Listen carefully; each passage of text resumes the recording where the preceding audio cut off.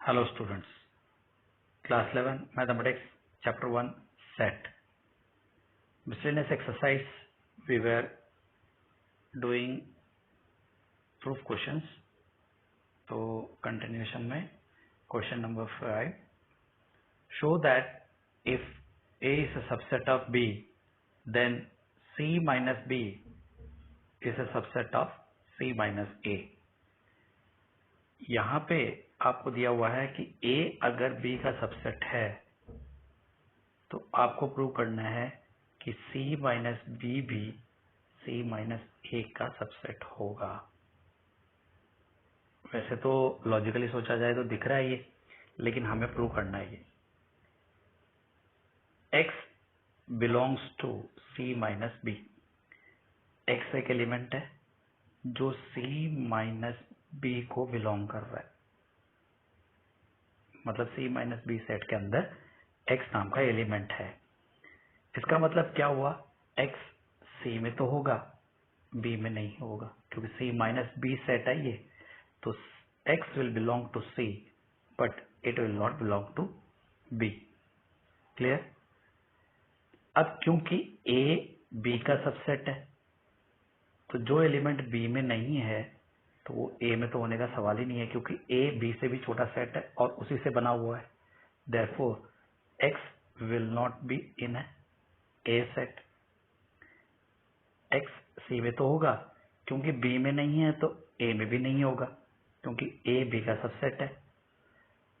X C में है, X A में नहीं है, इसका मतलब X belongs to C minus A. Logical है ये तो, X C माइनस ए में होगा। अगर X C माइनस ए में है और X C माइनस बी में भी है, therefore C minus B is a subset of C minus A. चलिए नेक्स्ट क्वेश्चन देखते हैं। Is it true for any sets A and B, P of A union P of B is equal to P of A union B? क्या ये सही हो सकता है क्या? अगर सही हो सकता है तो भी आपको जस्टिफाई करना है, नहीं हो सकता तो भी आपको जस्टिफाई करना है। चलिए देखते हैं। X एक सबसेट है जो P of A union P of B को बिलोंग कर रहा है, मतलब P of A union P of B के अंदर X नाम का एक सबसेट है। अगर ऐसा है तो X will belong to P of A as well as P of B, या तो इसमें पाया जाएगा या इसमें पाया जाएगा। X नाम का सबसेट इसमें होगा या फिर इसमें होगा, तभी यूनियन में पाया जा रहा है। तो ये आपको समझना है। क्लियर? अगर X नाम का subset P of A union P of B में है, इसका मतलब X नाम का सबसेट या तो P of A में होगा या P of B में होगा। क्लियर? P of A और P of B, इसका मतलब क्या हुआ, X या तो A का सबसेट है या B का सबसेट है। यहाँ पे मिसप्रिंट है, B का सबसेट है। Clear? That means X is a subset of A union B। और आ गया, इसका मतलब A यूनियन B का सबसेट हो गया। अगर X A यूनियन का सबसेट है तो X P of A union B का सबसेट होगा। सबसेट का मतलब होने की संभावना है A और B में। That means P of A union P of B is a subset of P of A union B।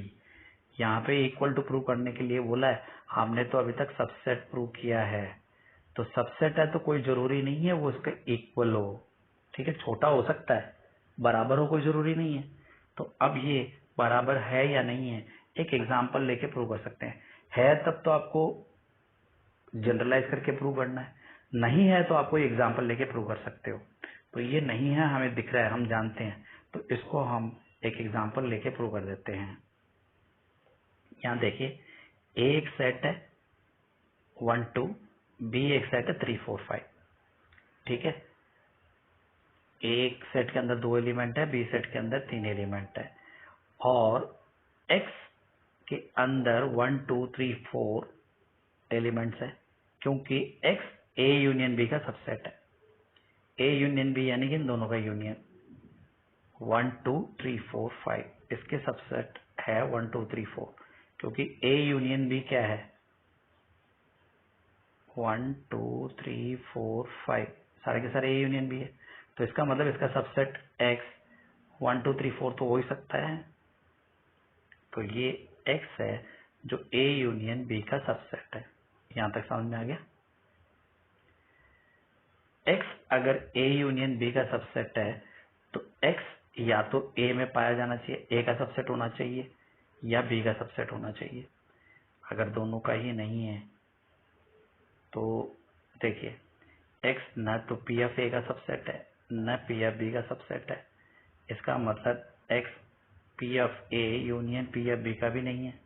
Therefore p of a union b is not necessarily a subset of p of a union p of b। अगर वो subset p of a union p of a b का नहीं है तो कोई जरूरी नहीं p of b इसका p of a union b इसका सबसेट हो। क्लियर? तो ये है हमारा question number 7। Next we shall move to the question number. Next question is question number 8. Show that for any sets A and B, A is equal to A intersection B union A minus B। यहाँ bracket छोटा हुआ है, डाल दीजिएगा। A is equal to A intersection B union A minus B and A union B minus A is equal to A union B। तो दो चीजें हमें प्रूव करनी है। इसमें दो सेट है हमारे पास A और B, ठीक है। तो हमने फर्स्ट ले लिया ये, इसका राइट हैंड साइड हमने ले लिया A intersection B union A minus B, ठीक है। अच्छा, अब हम थोड़ा सा वेन डायग्राम समझ लेते हैं। ये A सेट है, ये B सेट है, ठीक है। ये पोर्शन A माइनस B होता है, हम जानते हैं। This is A minus B, जो मैंने शेड किया है वो A माइनस B है। और A माइनस B को मैंने पहले भी बताया था A इंटरसेक्शन B डैश भी लिख सकते हैं। मतलब B डैश ये पूरा बाहर का, उसके साथ A को मैं इंटरसेक्ट करूं तो मुझे यही पोर्शन मिलेगा जो मैंने यहाँ पे शेड कर रखा है, ठीक है। तो A minus B is equal to A intersection B dash. A minus B को मैं लिख सकता हूँ A इंटरसेक्शन B डैश, क्योंकि दोनों सेम होते हैं। तो मैंने इसको रिप्लेस कर दिया उससे, देखिए यहाँ पे रिप्लेस कर दिया। अब यहाँ पे A इंटरसेक्शन B है, यहाँ पे A इंटरसेक्शन B डैश है, बीच में यूनियन है। तो अब हम इसको डिस्ट्रीब्यूटिव प्रॉपर्टी लगा सकते हैं। इन दोनों में कॉमन है A इंटरसेक्शन बाहर लिख दीजिए। फिर बचा B लिख दिया, यूनियन लिख दिया, B डैश, यहाँ पे B डैश लिख दिया। इस तरीके से हमने इसको बंद कर दिया। So this is distributive property. यहाँ पे डिस्ट्रीब्यूटिव प्रॉपर्टी से हमने इसको बंद कर दिया। अच्छा, ये है B सेट और इसका बाहर का B डैश है। तो B और B डैश दोनों का यूनियन करेंगे तो क्या मिलेगा? यूनिवर्सल सेट मिलेगा। तो B union B dash is nothing but universal set. Clear? तो ये हमें यूनिवर्सल सेट मिल गया। B union B dash is nothing but universal set. अब A इंटरसेक्शन यूनिवर्सल सेट, जब भी इंटरसेक्शन आए तो हमें देखना है कि दोनों में से छोटा सेट कौन सा है। छोटा सेट है A, तो इंटरसेक्शन करूंगा तो मुझे A मिल जाएगा। Therefore this will give me A। तो this is my answer. Clear? तो ये हो गया मेरा A आंसर। तो हमें यही प्रूव करना था। यहाँ पे A intersection A union A हो जाता है, तो इसको हमने प्रूव कर दिया। This will be equal to A। ठीक है, ये फाइनली आप लिख लेना। A union B minus A is equal to A union B आपको प्रूव करना है। तो यहाँ पे अगेन हम इसको लेके चलते हैं लेफ्ट हैंड साइड को।